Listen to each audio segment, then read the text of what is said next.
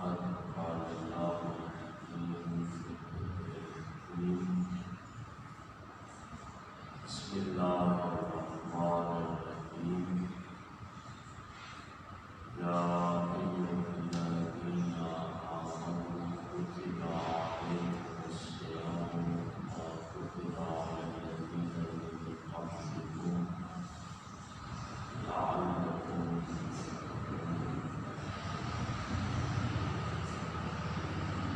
اللهم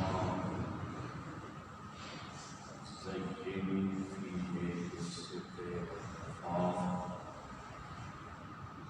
واستر فيه بلباس القلوب والعفاف واحملني فيه على العدل والإحسان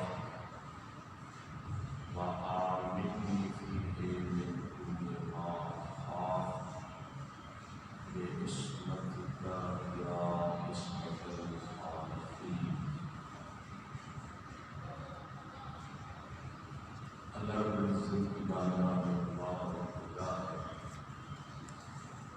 مالک کائنات محمد و آل محمد رسول کے ہمارے سلام و سلام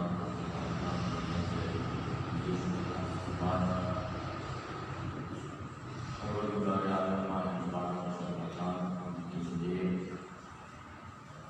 اور مقدس ساعت میں ہمیں اپنی عبادت اپنی اطاعت توفیق عطا فرمائے۔ ماہ مبارک رمضان کے ایام گزشتہ ایام کے روزے جا چکے ہیں، پروردگار عالم انہیں قبول فرمائے اور باقی دنوں میں روزہ رکھنے کی توفیق عطا فرمائے۔ قرآن حکیم میں اللہ رب العزت نے لفظ زینت کو مختلف آیات میں فرمایا ہے۔ اگر ہم قرآن حکیم کی آیات کا غور مطالعہ کریں تو بعض مقامات پر ملتا ہے المال والبنون زینۃ الحیاۃ الدنیا، مال اور اولاد زندگانی دنیا کی زینت ہے۔ اسی طرح پروردگار عالم سورہ مبارکہ الصافات میں ارشاد فرما رہا ہے اِنَّا زَيَّنَّا السَّمَاءَ الدُّنْيَا بِزِينَةٍ لِلْكَوَاكِبِ۔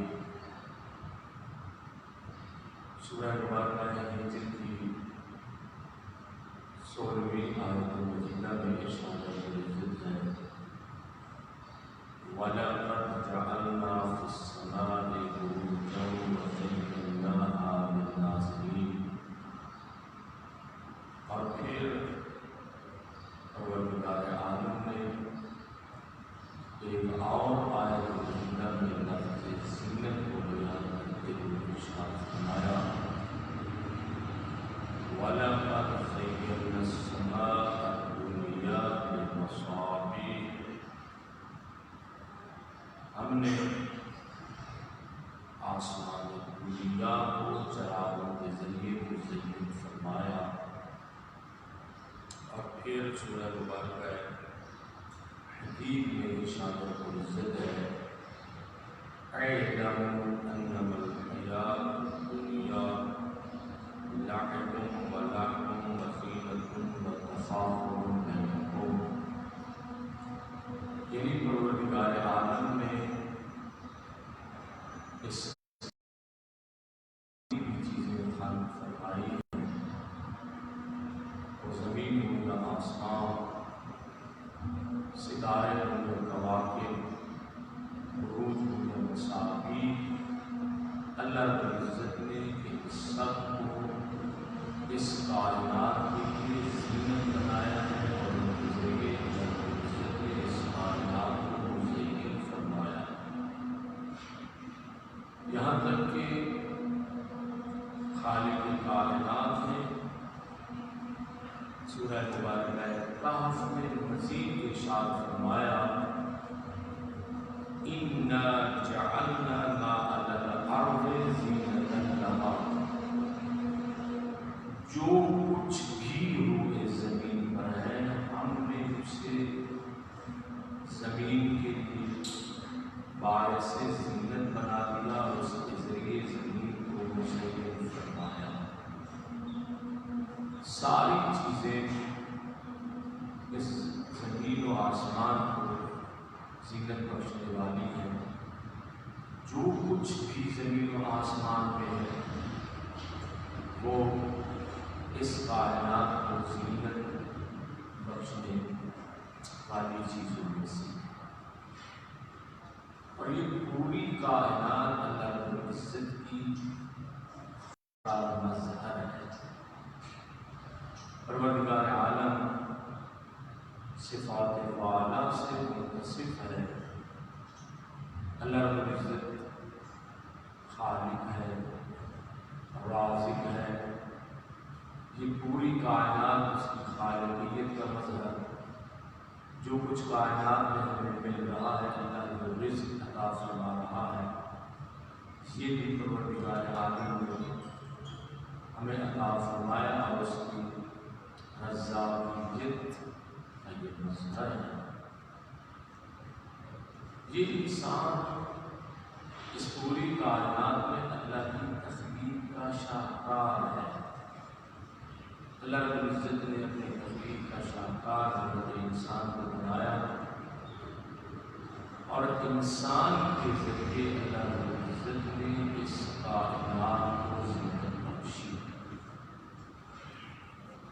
علماء نے، بزرگوں نے احادیث و روایات کی روشنی میں چند جملے ارشاد فرمائے ہیں کہ وہ انسان جو اللہ کی تخلیق کا شاہکار ہے، زمین پر اللہ کا خلیفہ ہے، حضرت انسان کی تخلیق کے بعد اللہ رب العزت نے اپنے آپ کو احسن الخالقین کا ٹائٹل عطا فرمایا ہے۔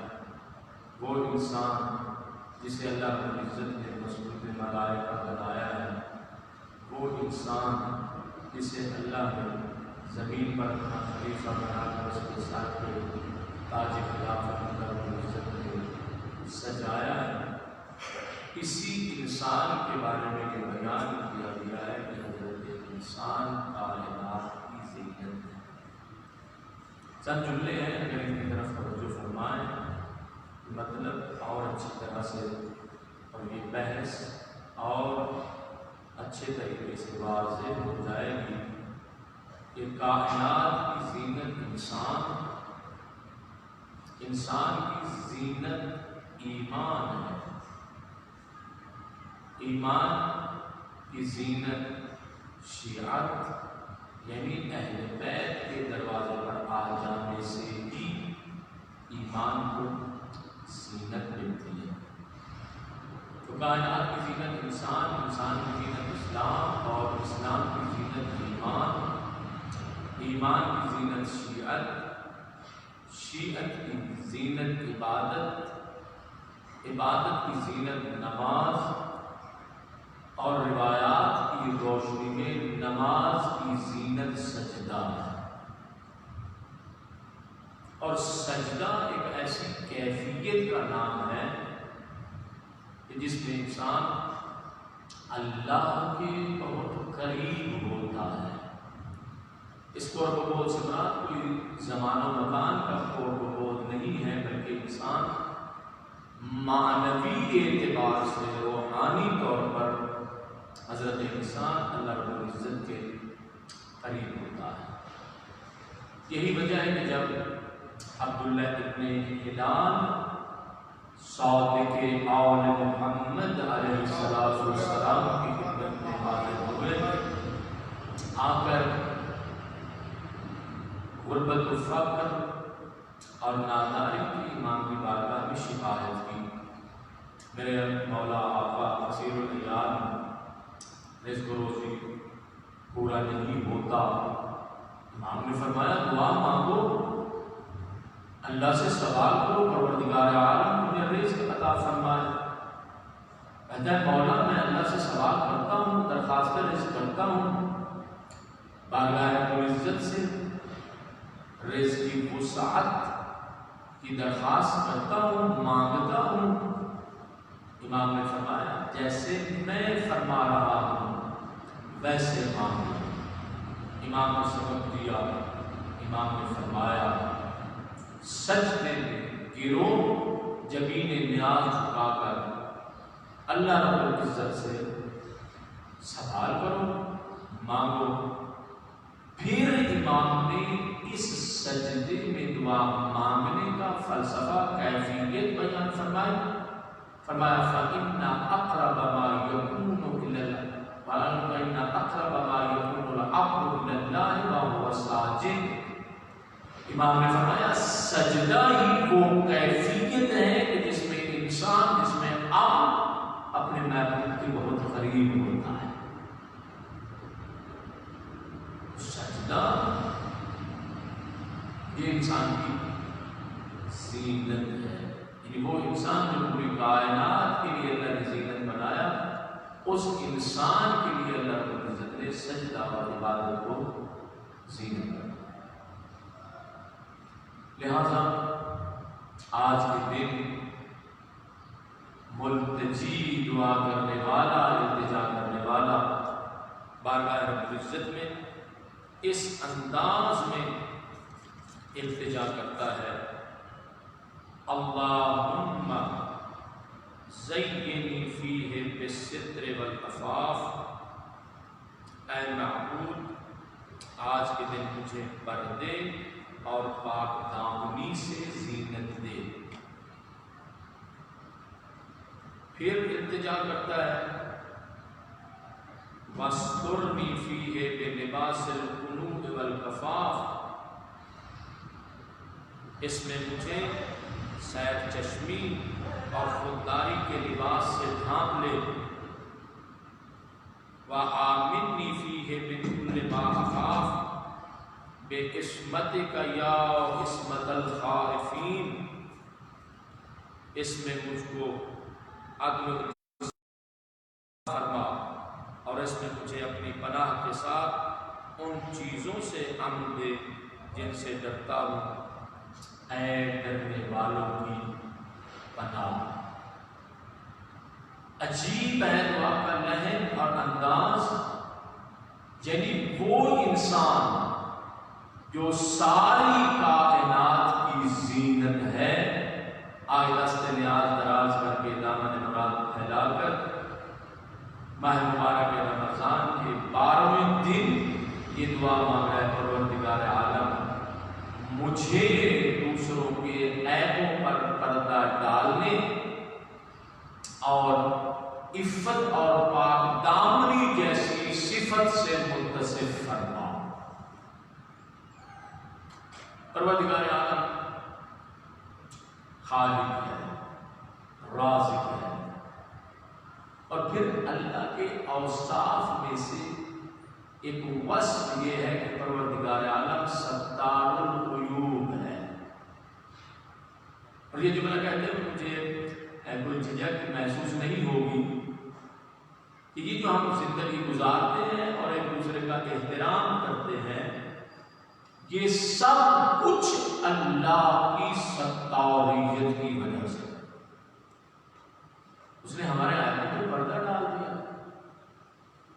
اگر ہمیں ایک دوسرے کے عیبوں کا پتہ چل جائے، کوئی کسی کو سلام نہ کرے، کوئی ادب نہ کرے، کوئی احترام نہ کرے، خود اس منبر وعظ و نصیحت پر بیٹھ کر چند کلمات ادا کرنا، یہ بھی اللہ رب العزت کی ستاریت کا ہی ثمرہ اور نتیجہ ہے. جہاں پر پروردگار عالم خود ستار العیوب ہے، وہاں بندوں کو بھی دوسروں کے عیبوں پر پردہ ڈالنے اور عیبوں کو چھپانے کا حکم دیتا.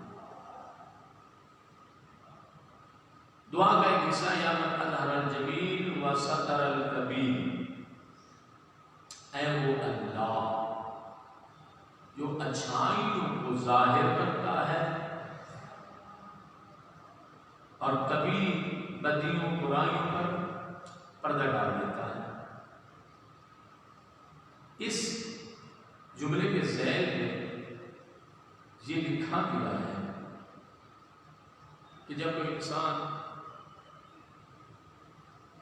زندگی گزار رہا ہے، ظاہر زندگی میں عبادات بھی ہوتی ہیں، گناہ بھی ہوتے ہیں، انسان اللہ کی معصیت بھی کبھی کر بیٹھتا ہے، مسلح عبادت پر ہے، حالت دعا میں ہے، خدمت خلق کر رہا ہے، یعنی زندگی کے بعض موقع پر انسان اطاعت پروردگار میں ہوتا ہے، بعض اوقات انسان معصیت پروردگار میں ہوتا ہے۔ جب انسان گناہ کر رہا ہوتا ہے یا نیکی، اسی نیکی اور گناہ کے مطابق آسمان پر انسان کی ایک تصویر نمایاں ہوتی ہے، جسے دیکھ کر ملائکہ کو اندازہ ہو جاتا ہے کہ یہ بندہ اللہ کی نافرمانی کر رہا ہے یا اطاعت پروردگار میں ہے۔ بڑی عجیب بات ہے سمجھنا کہ پروردگار عالم کس قدر ستار العیوب ہے۔ روایت کے لفظ ہیں کہ جب انسان اللہ کی اطاعت و فرما برداری میں ہوتا ہے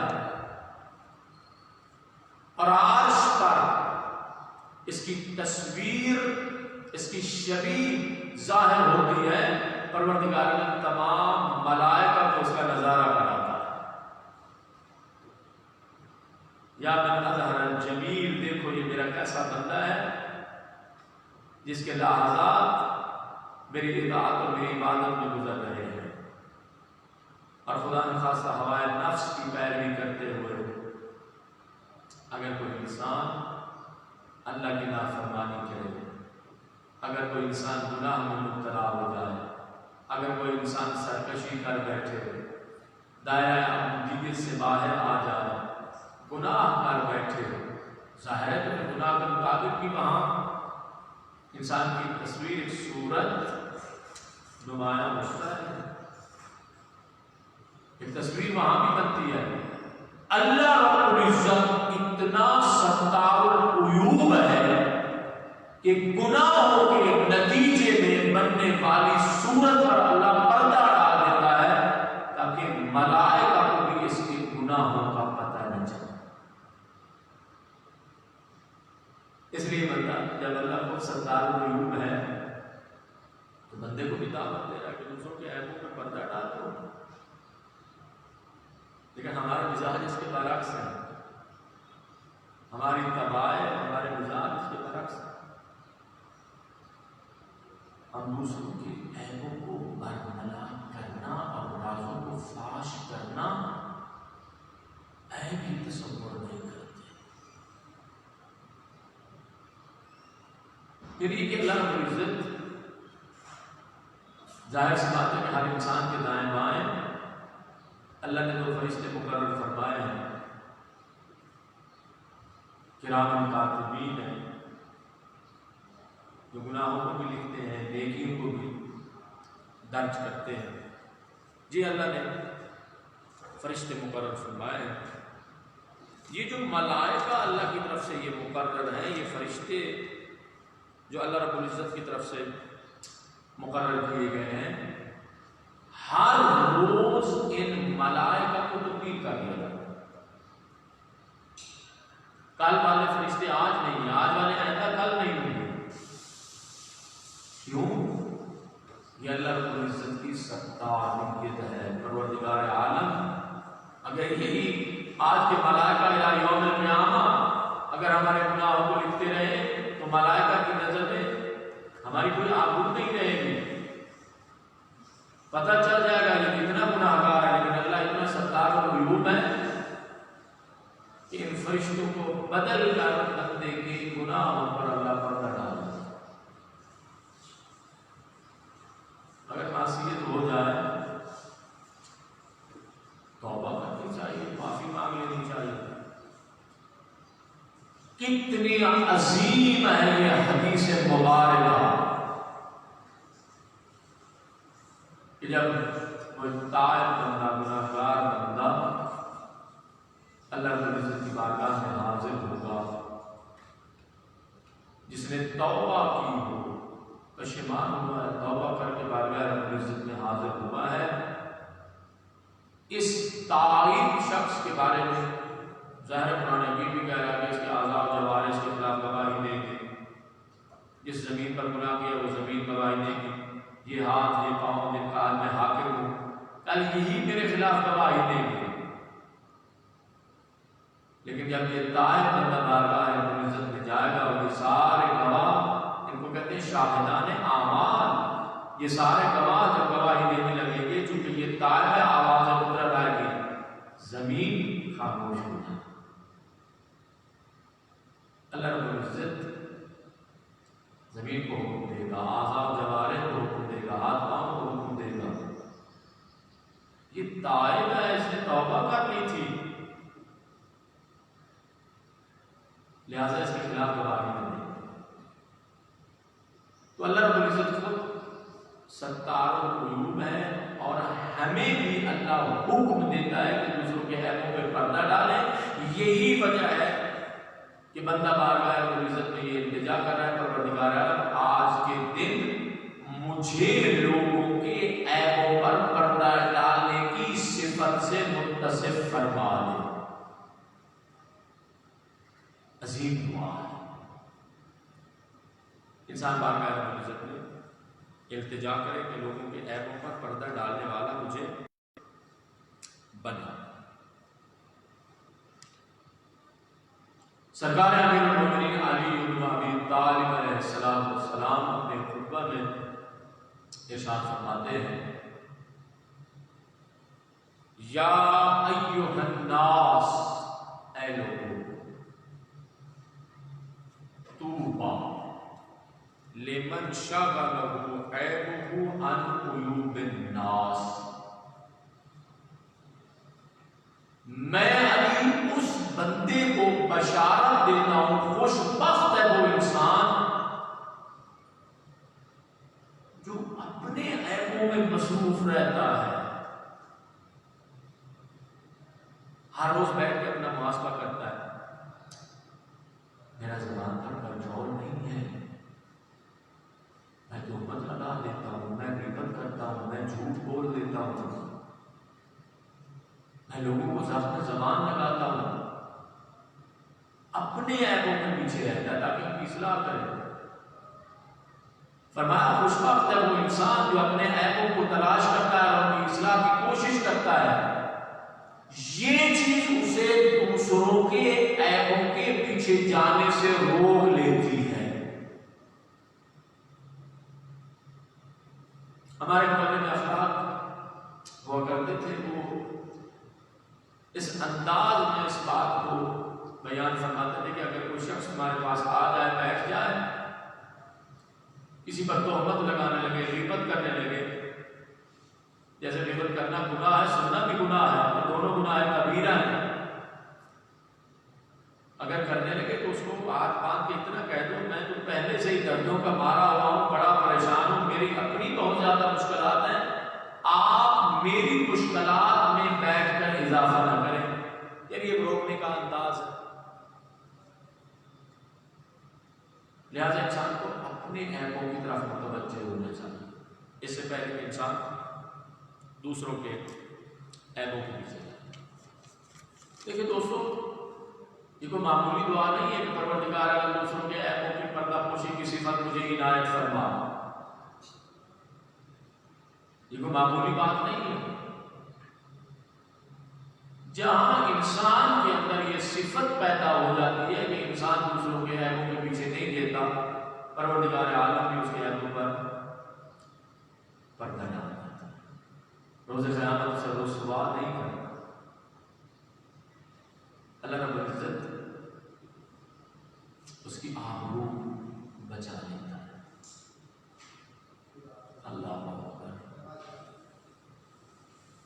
معراج السعادہ میں عظیم آپ نے لکھا کہ ایک بندہ روز قیامت جب بارگاہ رب العزت میں حاضر ہوگا دیکھا جائے گا بارگاہ رب العزت میں کھڑا ہے، بندہ کانپ رہا ہے، بدن پر کب کبھی تاری ہے، آواز قدرت آئے گی، میرے بندے اس قدر کیوں کانپ رہے ہو؟ بندہ گریا کرتے ہوئے، یہی لفظ ہے آنسو بہاتے ہوئے بارگاہ رب العزت میں عرض کرے گا، میرے مالک، میرے اللہ، آج وہ دن ہے یوم تبلی السرائر، جس دن سارے راز کھل جائیں گے۔ میرے مالک، اگر میرے رازوں سے پردہ اٹھ جائے تو میں تو عرصہ محشر میں، میدان محشر میں رسوا ہو جاؤں۔ اللہ اللہ، آواز قدرت آئے گی، میرے بندے تو دنیا میں میری معصیت، میری نافرمانی کرتا تھا، گناہ کو گناہ ہی نہیں سمجھتا تھا، وہاں تو روتا ہی نہیں تھا، تو جانتا ہے نا کہ میں نے دنیا میں بھی تیرے گناہوں کو چھپا کے رکھا، تجھے رسوا نہیں ہونے دیا۔ آج تو رو رہا ہے، گھبرایا ہوا ہے۔ اللہ کیا شان کریمی ہے، میرے بندے، جب ہم نے دنیا میں تجھے رسوا نہیں کیا تو آج تو زیادہ گناہوں کی پردہ پوشی کا حق رکھتا ہے۔ آج بھی میرے بندے تیرے آنسوؤں کو دیکھ لیا، تیرا دل ٹوٹ گیا، تو پشیمان ہو گیا، رونے لگا۔ آج بھی میں اللہ اپنی شان کریمی سے تیرے گناہوں پر پردہ ڈالوں اور تجھے میدان محشر میں رسوا نہیں ہوگی۔ پھر سرکار امیر المومنین علی بن ابی طالب علیہ السلام نے فرمایا کہ دوسروں کے عیبوں کی جستجو نہ کرو، نہ جاؤ، جہاں یہ خود عیب کے پیچھے جانا یہ گناہ کبیرہ ہے، وہاں پھر دوسروں کے سامنے ہے تو میں جاتا ہوں کسی کے گناہوں کی تلاش کرتا ہوں، جستجو کرتا ہوں، پھر یہ کہ میں اس کے گناہوں کو دوسروں کے سامنے آ کے بیان کرتا ہوں۔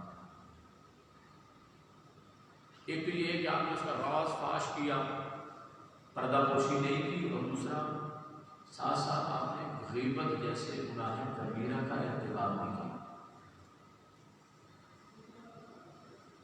سرکار رسالت حضرت محمد مصطفیٰ صلی اللہ علیہ وآلہ وسلم کا ارشاد گرامی ہے، آپ نے فرمایا من تاب مسلما او مسلمتا لم يقبل اللہ تعالی صلاته ولا صیامه، جو بندہ کسی مسلمان مرد یا عورت کی غیبت کرتا ہے، اللہ رب العزت اس کی نماز اور روزوں کو قبول نہیں فرماتا۔ کتنے دن؟ فرمایا 40 یوما، 40 دن غیبت کرنے والے کی نماز اور روزوں کو اللہ قبول نہیں فرماتا۔ الا ان یغفر له صاحبہ، مگر ایک جس کی غیبت ہوئی ہے وہ غیبت کرنے والے کو معاف کرتا۔ اللہ جانے کتنے ایسے لوگ جن کا ہم گلہ کر بیٹھے، غیبت کر بیٹھے، کتنے ہی لوگ ایسے ہوئے جنہوں نے ہماری غیبت اور گلہ کیا۔ آج سے صادق کا مظاہرہ کریں، بارگاہ رب العزت میں دعا کے لیے ہاتھ اٹھائیں اور ہاتھ اٹھا کر اتنا کہہ دیں پروردگار عالم، جتنے لوگوں نے میری غیبت کی ہے، میں تیری رضا کے لیے، تیری خوشنودی کے لیے میرا اللہ انہیں معاف کرتا۔ پھر دیکھنا کہ اللہ رب العزت کس طرح سے لوگوں کے دلوں میں نرمی پیدا کرے گا، جسے اللہ رب العزت کی طرف سے پیدا کی گئی نرمی کے ذریعے وہ بھی تمہیں معاف کر دیں۔ ہاں، پھر ماہ مبارک رمضان میں نماز کی لذت بھی محسوس ہوگی، روزے جیسے عبادت کی لذت بھی محسوس ہوگی، دعا و مناجات بھی ذوق سے پڑھی جائے گی رنگ کی لذت محسوس ہوگی۔ میرے آقا صادق آل محمد علیہ السلام صلی اللہ علیہ محمد و آل محمد مقام موعظہ میں ارشاد فرماتے ہیں لا تفضح احدا، کسی کو بھی بے آبرو نہ کرو، حیث ستر اللہ علیک اعظم منہ، کیا تجھے معلوم نہیں ہے اس کے گناہوں سے بڑے بڑے گناہ ایسے ہیں جو تمہیں انجام دیے ہیں اور اللہ نے ان گناہوں پر پردہ ڈال دیا۔ ایسا تجھے کیا پہنچتا ہے کہ تم کسی کی رسوائی کرے؟ پھر امام نے فرمایا واشتغل بعیب نفس کا، حق تو یہ ہے کہ تجھے اپنے عیبوں کے پیچھے جانا چاہیے۔ میرے اندر کیا عیب ہے مجھے دور کرنا چاہیے، دوسروں کے عیبوں کو بیان کرنے پر بنا کرنے کی بجائے اپنی اصلاح کرنی چاہیے، اپنے عیبوں کو دور کرنا چاہیے۔ پھر دعا کا دوسرا جملہ ہے کہ پروردگار عالم مجھے جہاں دوسروں کے عیبوں کے چھپانے کی صفت عطا فرما، وہاں پروردگار عالم مجھے عفت اور پاک دامنی جیسی صفت بھی عطا فرما۔ اللہ عفت پاک دامنی، اے اللہ مجھے یہ صفت بھی عطا فرما۔ پاک دامن وہ انسان ہوتا ہے صاحب عفت، وہ انسان ہوتا ہے کہ جس کے اندر ایسا ملکہ، ایسی معنوی قدرت پیدا ہو جائے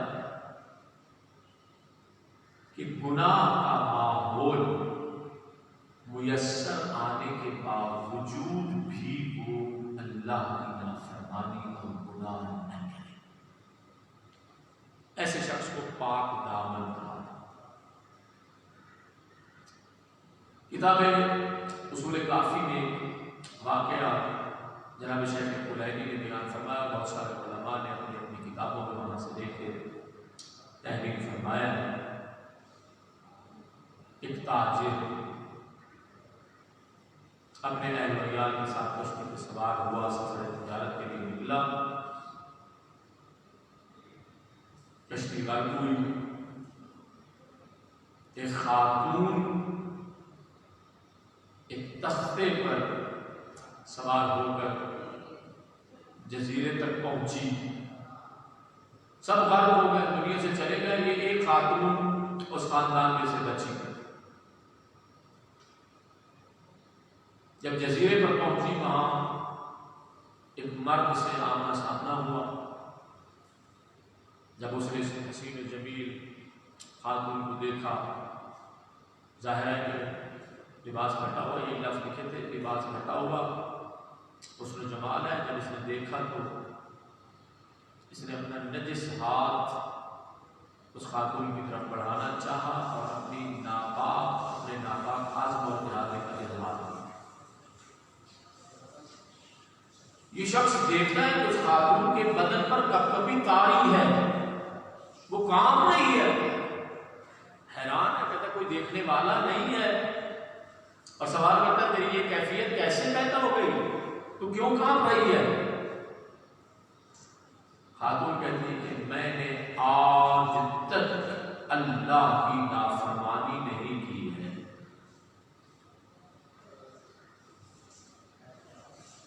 میں اپنی عفت کی وجہ سے کام رہی ہوں۔ اب اس کے اندر اس خوف خدا اور اس عفت کے پائے جانے کا اثر اس جوان پر بھی ہوا، اس نے بھی توبہ کی، اس کی پاک دامنی کو داغدار نہیں کیا، توبہ کی، وہاں سے نکل پڑا۔ کہتے چلتے چلتے ایک آبادی کے قریب سے گزرا، دیکھا ایک عابد ہے، عبادت میں مصروف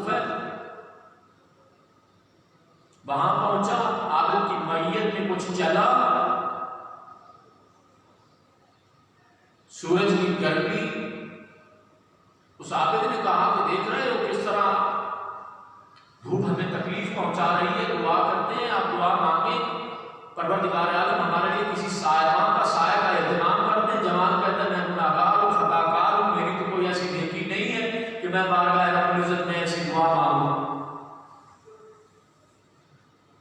آپ نے کہا اچھا میں دعا مانگتا ہوں، تم آمین کہو۔ آپ نے دعا مانگی، پروردگار عالم اس سخت دھوپ میں ہمارے لیے سائبان کا اہتمام فرما۔ ادھر اس جوان نے آنکھیں جھکا کر، حیا سے سر جھکا کر اس نے آمین کہی۔ اللہ رب العزت نے ایک بادل کو سائبان کے طور پر بیان دے دیا۔ یہ جا رہے ہیں، ساتھ ساتھ بادل بھی سایہ کرتا ہوا، ان کے اوپر سایہ کرتا ہوا بادل بھی جا رہا ہے۔ جب ایسے مقام پر پہنچے جہاں جوان کا راستہ اور طرف جاتا تھا اور عابد کا راستہ کسی اور طرف، عابد نے دیکھا کہ وہ بادل اس طرف سایہ کرتا ہوا چلا جس طرف وہ جوان ہے۔ حیران ہے، یہ تو کہہ رہا تھا میں گناہگار ہوں، میں خطا کار ہوں، لیکن بادل اسی کی طرف سایہ کرتا ہوا جا رہا ہے۔ پوچھا کون ہو، بتاؤ ذرا اللہ کیا مقام ہے، کیا عظمت ہے؟ جوان کہتا ہے آپ کیا بتاؤں، سارا ماجرا سنایا، خاتون تھی، جزیرہ صاحب جزیرہ میں آئی، میرا آمنا سامنا ہوا، میں نے خلاف عفت کام کرنا چاہا، اس کے بدن پر کب کبھی تاری ہوئی، میں اسے دیکھ کر طائر ہوا، طائر ہو کر تو سے میری ملاقات ہوئی، دعا ہوئی، ایک بادل ظاہر ہوا۔ ایک مرتبہ اس عابد نے کہا کہ تیرے لیے گناہ کا ماحول میسر تھا، لیکن خوف خدا کی وجہ سے تو نے اس کی عفت کو، تو نے اس کی پاک دامنی کو داغدار نہیں کیا۔ یہ اللہ رب العزت نے تجھے عفت اور پاک دامنی اختیار کرنے کا اللہ نے تمہیں انعام عطا فرمایا۔ اس لیے بندہ اللہ سے دعا مانگ رہا ہے، پروردگار عالم اللہم زینی فیہ بالستر والعفاف، میرا اللہ مجھے یہ صفت عطا فرما، پاک دامنی کی صفت عطا فرما۔ بہت ساری روایات ہیں جو اس عفت کی فضیلت کو، عظمت کو، اس پاک دامنی جیسی صفت کی فضیلت کو بیان کرتی ہے۔ سرکار امام جعفر صادق علیہ السلام کا ارشاد گرامی ہے، افضل العبادت العفاف، عفت اور پاک دامنی با فضیلت ترین، افضل ترین عبادت۔ سرکار امیر المومنین علی بن ابی طالب ارشاد فرماتے ہیں العفت راس کل خیر، عفت ہر خیر کی اساس ہے، بنیاد ہے۔ پھر میرے آقا نے فرمایا زکوٰۃ الجمال والعفاف، میرے آقا باقر القلوب امام تشریف فرماتے ہیں، امام کے سامنے اس آیت کی تلاوت کی گئی، لباس التقویٰ ذالک خیر۔ سوال کیا گیا یا رسول اللہ اس لباس تقویٰ سے کیا مراد ہے؟ ہم بڑی کوشش کرتے ہیں جو ظاہری لباس آپ بدن کو ڈھانپنے کے لیے پہنتے ہیں، مزین ہو کے آتے ہیں، بڑا خیال رکھتے ہیں، لیکن حقیقی لباس تو لباس تقویٰ ہے۔ یا ابن رسول اللہ یہ لباس تقویٰ کیا ہے؟ میرے آقا باقر امام نے فرمایا کہ لباس تقویٰ سے مراد عفت اور پاک دامنی ہے، اس میں خیر ہے، اس میں بھلائی ہے۔ اور پھر دوستو عفت کا دائرہ بڑا وسیع ہے، فکر پاکیزہ ہو، اس کو فکری عفت کہتے ہیں. گفتار پاکیزہ ہو، انسان کا عمل و کردار پاکیزہ ہو، حتیٰ انسان کی نیات بھی پاکیزہ ہونی چاہیے. عفت کا دائرہ یہ نہیں ہے کہ ہم وہ گناہ نہ کریں جو ہمارے زندگی میں عام طور پر ہم سوچتے ہیں کہ جو بندہ زنا کار ہے یہ گناہ نہیں کرتا وہ بڑا پاک دامن ہے، عفیف ہے. نہیں، عفت کا دائرہ وسیع ہے. زبان پاکیزہ ہو، کردار پاکیزہ ہو، عمل پاکیزہ ہو، فکر پاکیزہ ہو.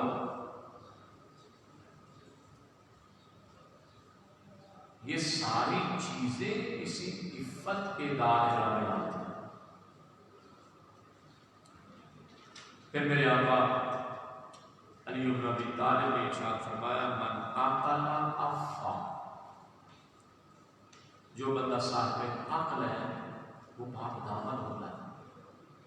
اس کا مطلب یہ ہوا کہ اگر کوئی انسان خلاف عفت کام کرتا ہے، پاک دامن نہیں ہے، تو وہ صاحب عقل نہیں ہے. میرے آقا علی بن ابی طالب کی نظر میں وہ صاحب عقل نہیں ہے. اب آپ سوچیں، یہ دیکھیے کہ جو بندہ عفت اور پاک دامنی اختیار کرتا ہے اللہ اسے اجر کیا عطا فرماتا ہے. پھر اس مقام پر ایک خوبصورت اور عظیم حدیث ہے سرکار امیر المومنین علی بن ابی طالب کی طرف سے، اللہم صلی علی محمد و آل محمد. میرے آقا نے ارشاد فرمایا مل مجاہد الشہید بے اعظم اجرا ممن قدر فعفا یکاد العفیف ان یکون ملکا من الملائکہ. عجیب ہے میرے آقا علی بن ابی طالب فرماتے ہیں کہ وہ بندہ جو راہ خدا میں جہاد کرتا ہے اس کا اجر عفت اور پاک دامنی اختیار کرنے والے انسان سے زیادہ نہیں ہے. اللہ اکبر، ایک بندہ راہ خدا میں جائے، جہاد کرے، شہید ہو جائے، اپنی جان کا نذرانہ پیش کر دے، اور ایک بندہ ساری زندگی گزار دے. میرے آقا علی بن ابی طالب فرماتے ہیں اس راہ خدا میں شہید ہونے والے کا اجر اس پاک دامنی اور عفت کے ساتھ زندگی گزارنے والے سے زیادہ نہیں ہے. اور پھر جو تشبیہ دی گئی وہ عجیب ہے. فرمایا یکاد العفیف یکون ملکا من الملائکہ، اور فرمایا کہ یہ بندہ جو پاک دامنی کی زندگی، پارسائی کی زندگی، متقی اور پرہیزگاری کی زندگی گزارتا ہے، ممکن ہے کہ ایک ملائکہ میں سے کوئی ملک ہو، فرشتہ. آپ عام طور پر محاورہ استعمال کرتے ہیں کہ فلاں بندہ فرشتہ صفت ہے. یہ زندگی گزارنے والا یہ فرشتہ صفت ہے. اب ہم آتے ہیں اس بات کی طرف کہ جو بندہ اس عظیم دعا کے بالکلوں کا بھی ترجمہ ہوگا، اس عظیم دعا کی تلاوت کرتا ہے، اللہ رب العزت اسے کیا عادت عطا فرماتا ہے. معصوم فرماتے ہیں جو شخص آج کے دن اس دعا کی تلاوت کرے اللہ اس کے گناہوں کو نیکیوں میں بدل دیتا ہے. کتنی عظیم بات ہے. ایک یہ کہ اللہ نیکیاں دے، اجر دے، ثواب دے، نیکیاں لکھے. ایک یہ ہے کہ دعا کرنے والے کے گناہوں کو نیکیوں میں بدل دے. اور میرے آقا سرکار امیر المومنین علی بن ابی طالب علیہ السلام سے یہ سوال ہوا تھا، یا علی یہ ارشاد فرمائیے قرآن حکیم کی آیات میں سے وہ کون سی آیت ہے جو گناہگاروں کو سب سے زیادہ امید دلانے والی ہے. میرے آقا علی بن ابی طالب نے سورہ مبارکہ حج کی اس آیت کی تلاوت فرمائی، یبدل اللہ سیئاتہم حسنات میرے آقا علی بن ابی طالب نے فرمایا کہ جب کوئی گناہگار پشیمان ہو کر اللہ رب العزت کی بارگاہ میں توبہ کر لیتا ہے تو پروردگار عالم اس کی سیئات کو حسنات میں بدل دیتا ہے۔ میرے آقا علی بن ابی طالب نے فرمایا گناہگار کے لیے قرآن حکیم کی یہ آیت سب سے امید دلانے والی آیت ہے۔ تو جو بندہ یہ دعا تلاوت کرے آج کے دن یہ دعا پڑھے، اللہ اس کے گناہوں کو اللہ نیکیوں میں بدل دے گا۔ اور پھر معصوم نے فرمایا اللہ رب العزت اس شخص کے گزشتہ اور آئندہ گناہوں کو معاف کر دے گا۔ اور آج کے روزے کا بھی روایات میں تقریباً یہی اور اسی سے ملتا جلتا ثواب ذکر کیا گیا کہ جو بندہ آج کے دن کا روزہ رکھے اللہ رب العزت اس کے گناہوں کو نیکیوں میں بدل دے گا، نیکیوں کو اللہ دو گنا کر دے گا، دو برابر کرے گا، اور پھر اللہ ہر نیکی کے بدلے اس شخص کو 1,00,000 نیکی عطا فرمائے گا۔ اور دعا کرنے والا بارگاہ رب العزت میں دعا کر رہا ہے پروردگار عالم اے میرے معبود آج کے دن مجھے دوسروں کے عیبوں پر پردہ ڈالنے اور پاک دامنی اختیار کرنے سے زینت عطا فرما۔ پروردگار عالم مجھے سیف چشمی اور خودداری کے لباس سے ڈھانپ دے۔ اے اللہ اس میں مجھ کو عدل و انصاف کا آمادہ فرما اور اس میں مجھے اپنی پناہ کے ساتھ ان چیزوں سے پناہ دے جن سے میں ڈرتا ہوں۔ پھر آخر میں یا قسمت الخائفین اے ڈرنے والوں کو پناہ دینے والے پروردگار، یہ انسان نے دعا سوال کیا تو دوسروں کے عیبوں پر پردہ ڈالنے کی صفت عطا فرما اور مجھے عفت اور پاک دامنی سے مزین فرما۔ قریب ہے پروردگار عطا کرتا ہے، دیتا ہے، اور اللہ کی شان کریمی سے انسان کو کچھ سیکھنا چاہیے۔ یعنی اللہ ستار العیوب ہے، ہمیں دعوت دے رہا ہے کہ ہم دوسروں کے عیبوں پر پردہ ڈالیں، حکم دے رہا ہے، دعوت دے رہا ہے۔ پروردگار رحیم ہے، کریم ہے، ہمیں حکم دیتا ہے دوسروں پر رحم کریں، دوسروں پر کرم کریں، کریمانہ مزاج اپنائیں۔ بڑی عجیب بات میرے ذہن میں آئی، جناب ابراہیم خلیل الرحمن بڑے مہمان نواز تھے، عبادت گزار تھے۔ ایک دن ایک کافر، اللہ رب العزت کو نہیں مانتا، کافر ہے، ادھر کون ہے؟ اللہ کا خلیل، اور ادھر اللہ کو نہ ماننے والا کافر۔ دروازے پہ آیا، دستک دی، جناب خلیل الرحمن دروازہ کھولا، دیکھا ایک کافر ہے، اس نے آ کر روٹی کا سوال کیا۔ اللہ کے خلیل نے مہمان نواز تھے، جناب ابراہیم نے اسے کھانا پیش کیا، اس نے کھانا تناول کیا۔ جیسے ہی اللہ کے خلیل نے کھانا پیش کیا، ملائکہ نے پا کر العزت نے عجب بات کہی، کہا پروردگار عالم عجب تیرا خلیل ہے، یہ کافر ہے، تجھے مانتا نہیں ہے، اچھا تیرا دوست ہے میرے اللہ جو تیرے دشمن کی خدمت کر رہا، اسے کھانا پیش کر رہا۔ حیران ہوا میں اس واقعے پر، سوچے ذرا آپ کا کوئی دشمن ہو اور میں آپ کا دوست بھی ہوں اور پھر اس کو آپ کے دشمن کی خدمت کر رہا ہوں تو آپ کو کتنا ناگوار گزرے گا۔ ملائکہ کہتے ہیں میرے اللہ ادھر خلت کے مقام پر فائز ہے، زمین پر روٹیاں کھلا رہا ہے، کھانا پیش کر رہا ہے، خدمت کر رہا ہے۔ اللہ رب العزت نے جبرائیل کو بھیجا، میرا خلیل تمہیں جواب دے، اس کو کھانا کیوں پیش کیا، اس کی کرم نوازی اس پر کیوں کی؟ جبرائیل آئے، کہا اللہ کے خلیل کو نے کھانا پیش کیا، ملائکہ بارگاہ رب العزت میں عرض کرنے لگے ہیں میرے اللہ یہ کیسا خلیل ہے جو تیرے دشمن کو کھانا پیش کر رہا ہے؟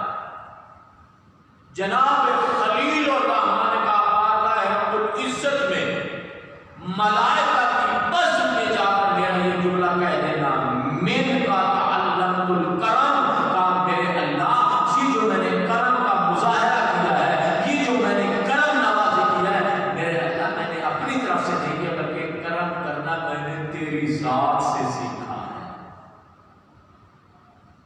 میرے اللہ تجھے نہیں مانتے، تو بھی تو انہیں رزق دے رہا، بتائیں مجھے کس کافر کو اللہ نے رزق سے محروم کیا؟ آج کے دور میں کون سا ایسا کافر ہے جس کو روٹی نہیں مل رہی، رزق نہیں مل رہا؟ بلکہ بعض کافر تو بہت امیر ہیں۔ تو خلیل الرحمن نے جواب دیا، من کا تعلق الکرم، میرے اللہ میں نے تیری ذات سے کرم کرنا سیکھا۔ انسان عدل و انصاف کا سوال کر رہا ہے، میرے اللہ مجھے عدل و انصاف کرنے والا بنا، پروردگار عالم جس چیز سے ڈرتا ہوں اس سے مجھے پناہ عطا فرما۔ ڈرنا ہے تو عذاب الہی سے، جو ڈرنے والی چیز وہ کیا ہے؟ انسان کو اپنے اعمال سے ڈرنا چاہیے، جن کا نتیجہ غضب الہی، عذاب الہی۔ قرآن حکیم کو پڑھیں، اللہ رب العزت نے سخاوت کی بھی مثالیں پیش کی، عفت کی بھی مثالیں پیش کی، صبر کی بھی مثالیں پیش کی، شکر کی بھی مثالیں پیش کی۔ جناب ایوب نبی کو شکر کی مثال، صبر کی مثال کے طور پر پیش کی۔ جناب ابراہیم کو اللہ رب العزت نے سخاوت کے نمونے کے طور پر، پرچمدار توحید کے نمونے کے طور پر اللہ نے پیش کیا۔ جناب یوسف نبی کو اللہ نے عفت اور پاک دامنی کی مثال بنا کر پیش کیا۔ پڑھیں قرآن دیکھیں، 55 سے اتنے امتحانوں سے گزرے، بھائیوں نے حسد کیا، تماچے مارے، کنویں میں ڈالا، بازار میں بکے، عزیز مصر کی گھر میں غلامی کی زندگی گزاری، جب جوانی میں پہنچے زلیخا نے اپنا نجس ہاتھ اپنے عصمت اور نبوت کو داغدار کرنے کے لیے بڑھایا، وہاں سے بچے۔ سمجھو اس نبی کی زندگی کو، بچے جب کمرے کے اندر، جب محل کے اندر انہیں بند کر لیا، تالے لگ گئے، توجہ چاہوں گا، تالے لگ گئے اور جناب یوسف نبی کو بند کر لیا گیا۔ زلیخا بڑی سامنے بت پڑا تھا، بت پرستی کر رہی تھی، اس کے اوپر کپڑا ڈالا۔ جناب یوسف نے پوچھا یہ کیا کر رہی ہو؟ کہا ساری زندگی اس کی پرستش کی، اس کے سامنے گناہ نہیں کرتی ہوں۔ جناب یوسف نے اس وقت زلیخا سے کہا کہ یہ بت ہے، نہ بولتا ہے، نہ سنتا ہے، نہ دیکھتا ہے، تجھے اس سے حیا آ رہی ہے، تو اس پر پردہ ڈال رہی ہے، اور میں یوسف اس خدا کو مانتا ہوں جو سمیع بھی ہے، بصیر بھی ہے اور دیکھ بھی رہا ہے۔ یہی وہ معرفت پروردگار تھی کہ جناب یوسف نے اپنے دامن نبوت کو، دامن عصمت کو بچایا اور عفت اختیار کرتے ہوئے پاک دامنی کا راستہ اختیار کیا، اللہ کی نافرمانی نہیں کی۔ بندہ اللہ سے دعا مانگ رہا، پروردگار عالم مجھے پاک دامنی کی صفت سے متصف فرما۔ اللہ، تو یہ دعا کا پہلا اور ابتدائی حصہ جس میں انسان اللہ سے یہ التجا کر رہا ہے، یہی عفت و پاک دامنی ہے جو تمام بھلائی اور خیر کا سرچشمہ ہے۔